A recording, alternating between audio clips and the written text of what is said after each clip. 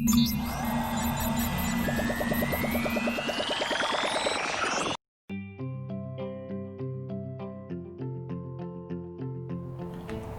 so we are going to continue our discussion for lesson 1.2.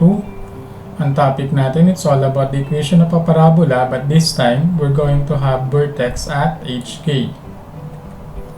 So we begin our discussion with the upward parabola. So the parabola with vertex at hk and a is greater than 0 is given by the standard equation, the quantity of x minus h squared is equal to 4a times the quantity of y minus k, where the vertex is at the point hk, the axis of symmetry is at x is equal to h, the focus is at h and k plus a, the directrix is equal dun sa y is equal sa k minus a, and lastly, for the latus rectum, okay, for the coordinates of the latus rectum, it will be given by the coordinates h plus 2a and k plus a, while the other coordinate is given by h minus 2a and k plus a.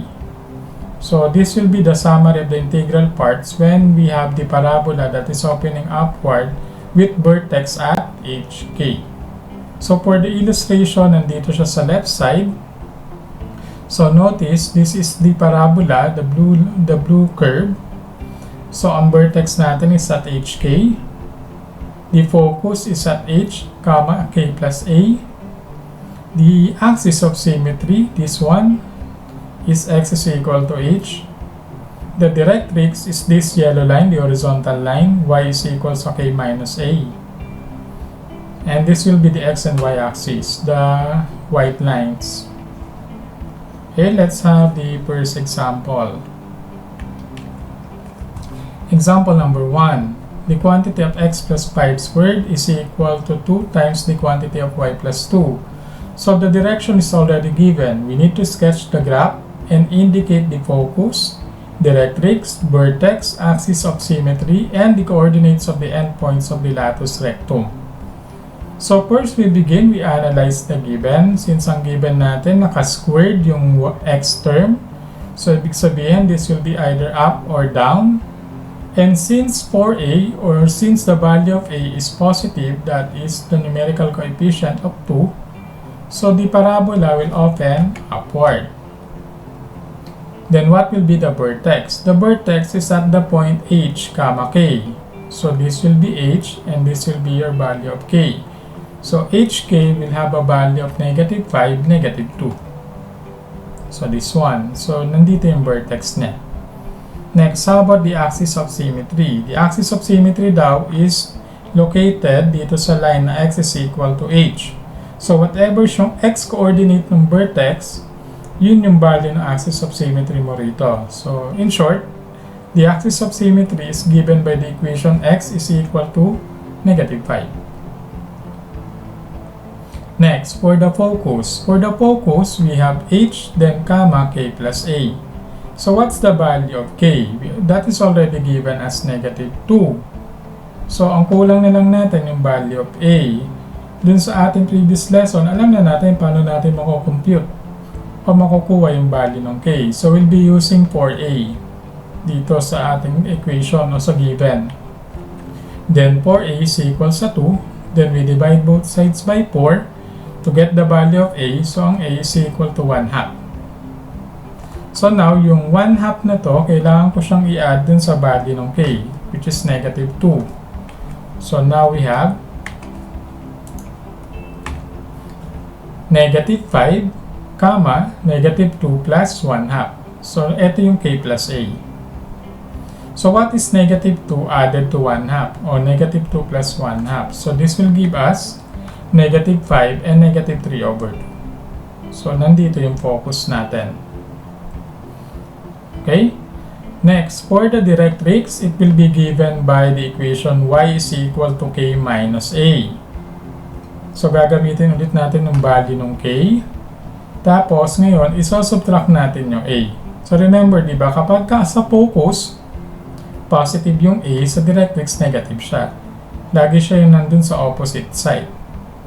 So, y is equal to k minus a. So, ibig sabihin, that will give us y is equal sa negative 2. Ito yung k. Minus yung value ng a na 1/2. Then, saka natin i-evaluate. So, what is now y is equal sa negative 2 minus 1/2? So, this will give us the value of y that is equal sa negative 5 over 2. Okay, for the last one, we need to get the coordinates of the latus rectum. So, the coordinate of the latus rectum is given by h plus 2a and h minus 2a. So, kung nakikita nyo ito, same y-coordinate siya ng focus. Di ba alam naman natin na kapag yung parabola opens upward, nasa same line yung endpoints ng latus rectum and the focus. So, ngayon, following this given for the latus rectum by substitution, so we need to get the value of 2a first. So 2a, so ibig sabihin that is 2 times 1/2. So what is 2 times 1/2? That will give us 1. So ito yung ating length of the latus rectum sa magkabilang side ng focus. Okay? So for this, h plus 2a, so that will be given by negative 5 kasi ito yung h. At yung 2a natin nasa value of 1. So plus 1 muna tayo dito. Then, we copy the y-coordinate ng focus. Then, yung kabilang side naman ng ends ng ating latus rectum, that will be given by h minus 2a. So, ibig sabihin, negative 5 minus 1. Tapos, same y-coordinate ng focus. So, pag in-evaluate natin to, so this will give us negative 5 plus 1. So, that is negative 4. While on the other side, we have negative 5 minus 1. That is negative 6. So, for the coordinates of the latus rectum, so this will give us negative 4 and negative 3 over 2 and negative 6 and negative 3 over 2. So, once lahat ng integral parts na ay nakuha na natin, then we can draw the parabola. So, saka tayo pupunta ngayon sa illustration niya o dun sa sketch ng graph. Okay? So, we begin first by locating the vertex. So, the vertex is at the point negative 5, negative 2. So, dito sa Cartesian plane natin sa right side, so this will be the vertex location. Next, we have the axis of symmetry. The axis of symmetry is a line that is x is equals to negative 5. Okay, next, we plot the focus. The focus is at the point negative 5 and negative 3 over 2. Negative 3 over 2 is equivalent to negative 1.5. So, this will be the focus. Okay, next, after that, we have the directrix. The directrix is at y is equals to negative 5 over 2. So, kung negative 1.5 yung focus, ang directrix mo ay nandun sa negative 2.5. So, nandito si directrix. Then, the endpoints of the latus rectum, we have negative 4 and negative 3 over 2, saka negative 6 and negative 3 over 2. Parang from the focus, plus 1 minus 1 lang yung nangyari dyan. So, we have these coordinates. Since all the integral parts are plotted na sa ating Cartesian plane, then we can draw a smooth curve connecting the vertex and the endpoints of the latus rectum para mabuo yung graph ng parabola. So this will be the graph of the parabola in example number 1.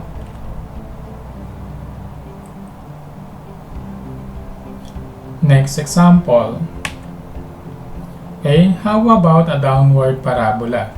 So anong pinagkaiba na rin sa upward parabola? Ang pinagkaiba nilang is yung numerical coefficient dito ng quantity y minus k ay negative. Kaya yung parabola with vertex at hk and a is less than 0. So it means we have a negative coefficient ng a. So what is the standard equation? Again, that is given by the equation the quantity of x minus h squared is equal to negative 4a times the quantity of y minus k. The vertex still at hk, wala naman na bago. Yung axis of symmetry pa rin natin, nandun pa rin sa line ni x is equal to h. The focus is now given by the coordinate h and k plus a. Wala rin naman na bago rito. So the directrix is given by y is equal sa k minus a. So that's still the same. And the endpoints of the latus rectum, dito i-consider lang natin yung absolute value ng ating 2A.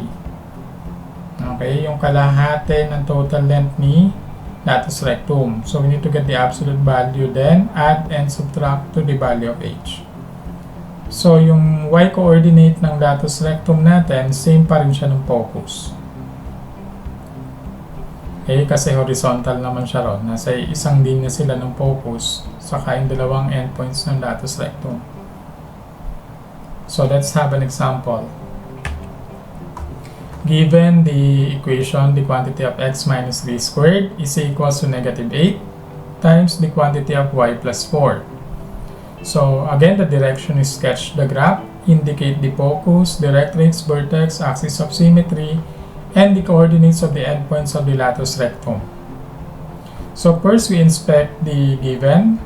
Naka-squared yung x term, so ibig sabihin the parabola, it's either opening upward or downward. Ngayon, looking at the numerical coefficient dito, this is negative 8. So since this is negative, we all know that the opening is downward. Next, for the vertex is at hk. So, ito yung value ng h, ito yung value ng k. So, that becomes 3 and negative 4. So, nandun yung vertex natin at the point 3, negative 4. The axis of symmetry is given by x is equal to h. So, whatever yung x coordinate o yung h value natin, yun yung axis of symmetry. So, x is equals to 3. The focus is given by the equation, by the coordinates h and k plus a. So, ibig sabihin, copy ulit natin dito yung 3, then copy natin yung k, saka natin i-add yung value ng a. Kaya lang ito, hindi pa siya nako-compute. So, compute muna natin yung a using yung 4a dito na negative 8. So, 4a is equals to negative 8 divided by 4 both sides. So, yung a is equals to negative 2. Now, dahil meron na tayong value ng a na negative 2, kailangan ko na siyang i-add ngayon dito sa value ng k para magkaroon na ako ng ordered pair para sa focus natin. So, now we have 3. Ito yung h. Then, yung k ay negative 4 plus a. So, that is plus negative 2. So, what is now negative 4 plus negative 2? So, that will give us a focus of located sa 3 and negative 6. Next, for the directrix, we have y is equals to k minus a. Sundan lang natin yung equation. So, we have y is equals to negative 4. Ito yung value ng k. Then, minus a minus negative 2. So, negative times negative is positive. So, magiging negative 4 plus 2. So, yung directrix natin ay magiging y is equals to negative 2. Okay, so last integral part na isa-solve natin is the latus rectum or the coordinate of the latus rectum. So, kailangan muna natin i-compute yung 2a. Meron na tayong value rito ng a. So, easily we can get the value of 2a. So, yung absolute value ni 2a, that is 2 times negative 2 is negative 4. Absolute value of negative 4 is 4. So, ibig sabihin, we need to add and subtract 4 dun sa ating focus para dun sa h value. Okay? Then, same y coordinate. So, ibig sabihin, pare-pareho lang sila kang k plus a. So, doing this now, para makuha ko na yung endpoints ng latus rectum, so, susundan na lang natin yung equation o yung coordinates. So, kakopy ko yung h, then plus and minus 4. So, this becomes 7, this becomes negative 1. So, yung coordinate ng latus rectum is at the point 7, negative 6, and negative 1, negative 6. So, again, kapag completed na yung mga parts niya, yung integral parts niya, saka natin siya i-illustrate o gagawa ng sketch. Okay, magsisimula lagi tayo with the vertex. Plot natin yung vertex, that is 3, negative 4. Next, we have the axis of symmetry. The axis of symmetry is x is equal to 3. Next, for the focus, we have 3, negative 6. So, nandito yung focus natin sa baba ni vertex. Kasi opening ng parabola natin is downward. So, that is 3, negative 6. Next, ang directrix natin, syempre, nasa likuran niya ng parabola. So, nandito siya sa other side ni vertex. So, that is why is equals to negative 2. And lastly, kailangan natin kunin yung latus rectum para makita natin how wide yung parabola natin. So, we need to plot negative 1, negative 6, and 7, negative 6. So, this will be the coordinates of the latus rectum. Now, we connect the vertex to the latus rectum para mabuo na yung parabola. So, this will be the curve. Okay, so this will give us the graph for the example number 2, that is the quantity of x minus 3 squared is equals to negative 8 times the quantity of y plus 4. So now we're done with the parabola that opens upward and downward. So next is for me to give you example of those parabolas who open sideways. So yung parabola that opens to the left and the parabola that opens to the right. Umpisa muna natin with the parabola that opens to the right, o right parabola na naitawag natin sa kanya. Okay, so the parabola with vertex at hk and a is greater than 0. Alam natin, if this is positive, the parabola opens to the right. At kapag ka yung y term yung naka-squared, so sideways yung parabola natin. Okay, so the standard equation for the parabola that opens to the right is given by the equation the quantity of y minus k squared is equals to 4a times the quantity of x minus h. Yung vertex ng parabola is still at hk. The axis of symmetry is now at the line y is equals sa k. So ito sa k naman tayo magbe-base. Then the focus, again, kokopyan ulit natin yung k, yung coordinates niyan, yung nandito sa vertex. Then, dito ngayon tayo sa x coordinates. Doon tayo sa each value mag-a-add ng a. So that is h plus a and k. So the directrix, again, kung plus ang nasa focus, minus ang dapat nasa directrix. That is given by h minus a. Then for the latus rectum coordinates, so kokopyahin naman ngayon natin yung h plus a. So dapat pare-pareho yan. Tapos, mag-a-add tayo ng 2a dun sa value ng k. Plus 2a and minus 2a dito sa latus rectum niya. Okay, so ito yung itsura ng parabola that opens to the right with all the integral parts. Nandiyan na po.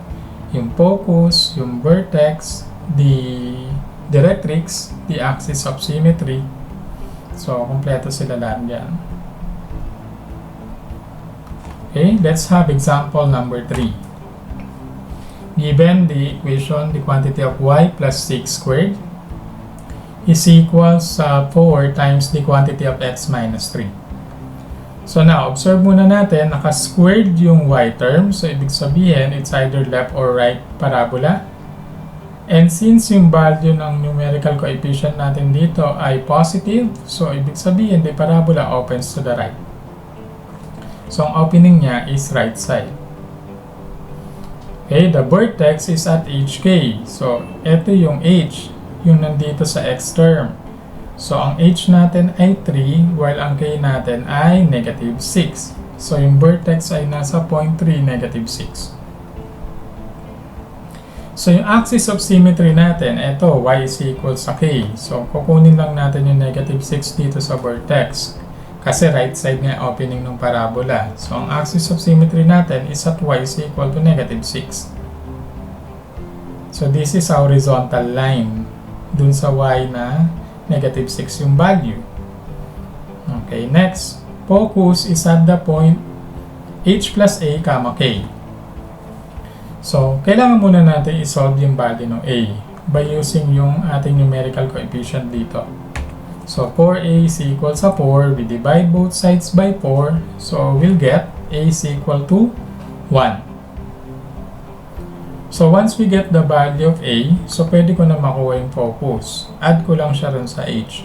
So, we have h plus a and k. So, it will be given by 3 plus 1 and 6. And we'll have 4, negative 6.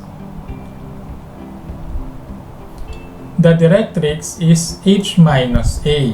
So, dahil meron na akong value ng a, So, x is equal sa 3, ito yung h, minus a minus 1. So, 3 minus 1 will give us x is equal sa 2. Then, for the length of the latus rectum or for the coordinates of the latus rectum, kailangan natin kunin muna yung 2a. So, dahil may value na tayo rito ng a, na times ko lang sa 2, so we'll get 2a is equal sa 2 times 1. And that will give us positive and negative 2. So, ito yung i-add at isusubtract ngayon natin dun sa ating focus. Or, kung kukunin natin yung coordinates ng latus rectum using these points by substitution, so we have 4 and negative 6 plus 2. Tapos, 4 din, kasi pareho lang nung x-coordinate ni focus yan. Then, negative 6 minus 2 naman dito sa kabila. So, negative 6 plus 2 is negative 4. Negative 6 minus 2 is negative 8. So, yung coordinates ng endpoints ng latus rectum is now given by 4, negative 4, and 4, negative 8. So, once done ulit, lahat na integral parts, draw the parabola. Begin with the vertex. Then, i-plot natin, i-line natin yung y is equals to negative 6. So, this will be the axis of symmetry.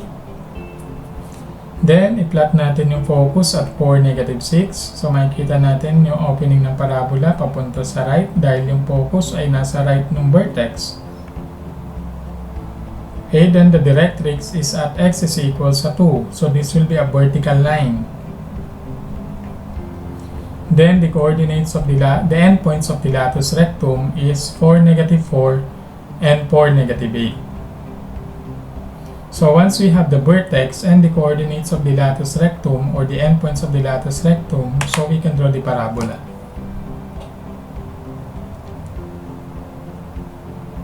So, that will be all for example number 3. So, a right parabola or a parabola that opens to the right.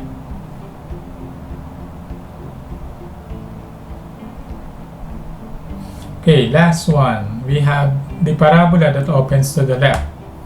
So, the parabola with vertex at hk and a is less than 0. So, that will be given by the equation the quantity of y minus k squared is equal to negative 4a times the quantity of x minus h.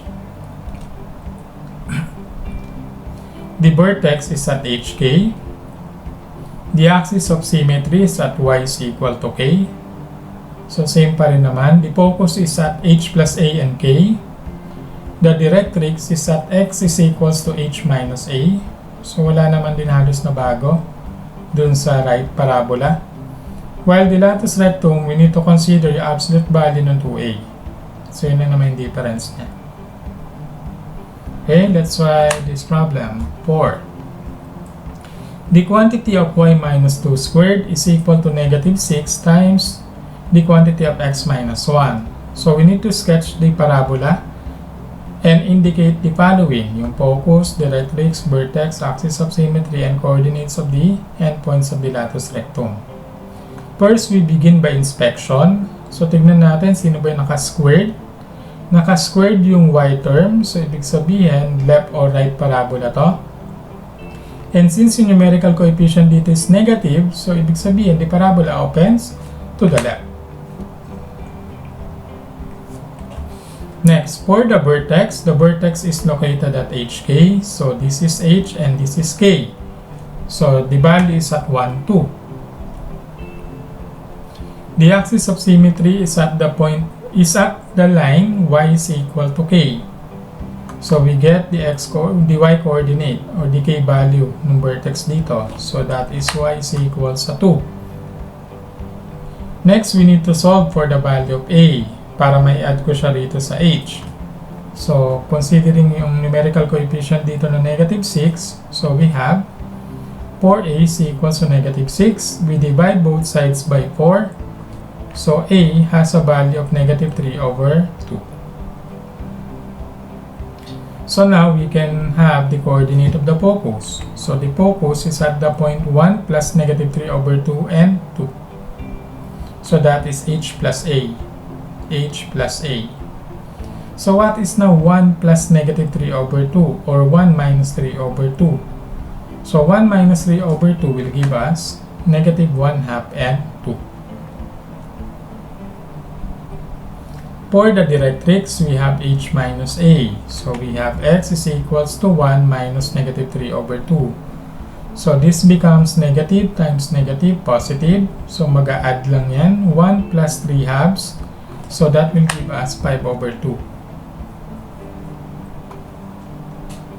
Next, for the coordinates of the latus rectum, kunin muna natin yung absolute value ng 2a.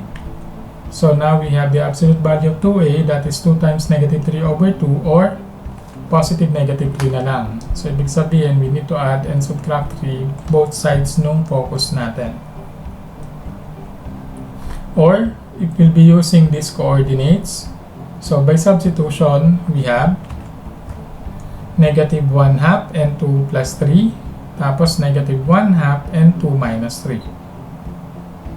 So 2 plus 3 is 5, 2 minus 3 is negative 1. So final answer natin sa endpoints is negative 1 half and 5 and negative 1 half and negative 1. Okay, now let's make the graph of the quantity of y minus 2 squared is equals to negative 6 times the quantity of x minus 1. So first we begin with the vertex at 1, 2. Then we have the axis of symmetry at y is equals to 2. Then the focus at the point negative 1 half and 2. So the directrix is at the line x is equals to 5 over 2. And the endpoints of the latus rectum, so we have negative 1 half and 5 and negative 1 half and negative 1. So now connecting the vertex and the latus rectum, then extending it to the left side, so we have here the parabola. Okay, so that will be all for this topic. For your assignment, so it will be given as assignment number 4. So you need to draw or sketch the graph and also indicate the focus, directrix, vertex, axis of symmetry, and the coordinates of the endpoints of the latus rectum of these 5 items. So do it in your graphing notebook. So that will be all. Thank you and see you next meeting.